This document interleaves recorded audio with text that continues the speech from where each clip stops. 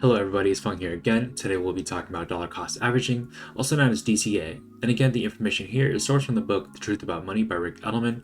So getting started, what is DCA, right? Well, it is when you invest a specific amount of money at a specific interval. This takes advantage of the fact that it's much better to invest money sooner. So an example of this strategy is, let's just say you invest $100 every month, and for this month, stock X is at $10 a share. That means you're gonna have to buy 10 of those shares, right? Because 10 times 10 is 100.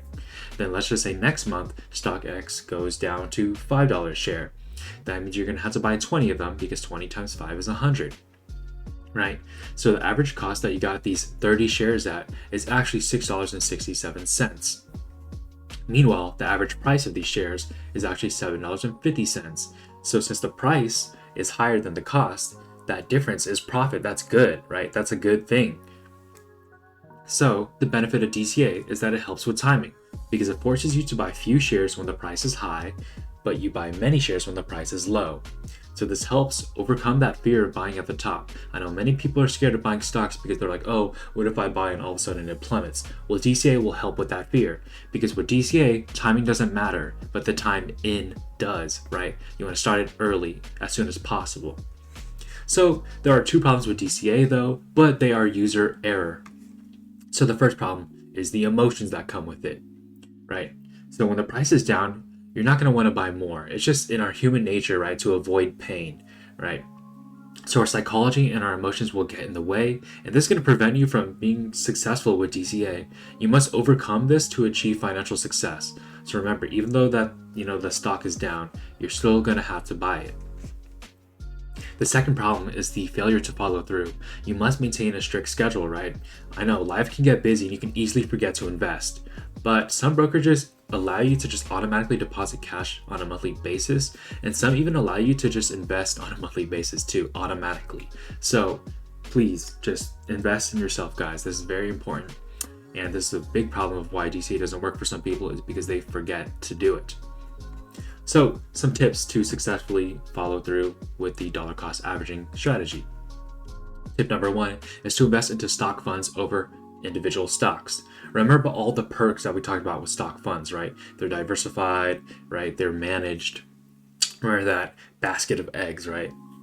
So investing in individual stocks will expose you to something called dollaring down. This is because that the stock is going to keep on going down and you're going to keep on buying it monthly, right? Because of DCA until it goes bankrupt, essentially, and you're going to lose all your money.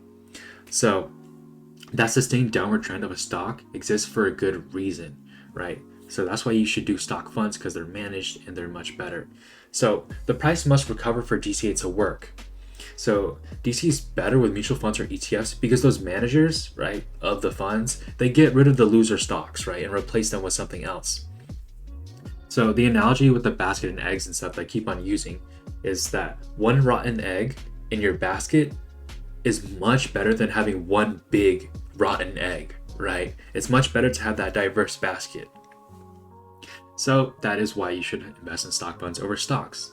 The second tip is that you want to choose volatile and speculative investments for DCA. This is because it works well with funds that have great highs and lows, because the bigger the drop, the more shares you accumulate, and that stock funds are typically good choices in this case. So there are other forms of averaging, more than just dollar cost averaging. So the first one we're going to be talking about is income averaging.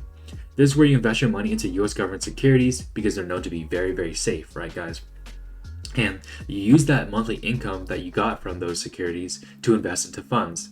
It's not as effective as DCA, but it offers an extra layer of security for that wary investor, right? And the next one is the average or the value averaging, which is where it is more effective than DCA, but significantly harder to execute. This is because it has a target monthly value rather than a set monthly investment budget.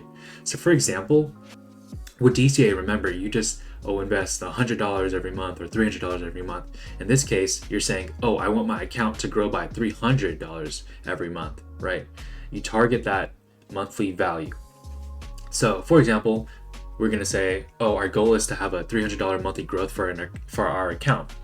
So let's just say our account grows by $200 on its own because our investments went up, right? That means we're going to have to contribute $100 to make that $300 goal. That's how value averaging works. So There's some problems with this, however, because you might not have enough money. Because if the account went down by 100, that means you're going to have to contribute $400 to meet that $300 goal, right? The strategy will fail if you cannot fulfill your obligations. And you might have to invest less than you're capable of. Let's just say the account went up by $300 on its own. So that means you don't have to contribute anything, right? You already hit your $300 goal. Well, now you have wasted opportunities because you have cash that you could have invested, but you didn't because you already hit your goal. So now let's talk about whether or not you should use these averaging strategies for a large sum of money, because some of you may have inheritance money or just a large sum of money saved up and want to start investing. Well, then this is not for you. These averaging strategies are not for you because they're meant for a monthly or a stable stream of income. Because these averaging strategies are meant for accumulation of assets, not distribution of them, right?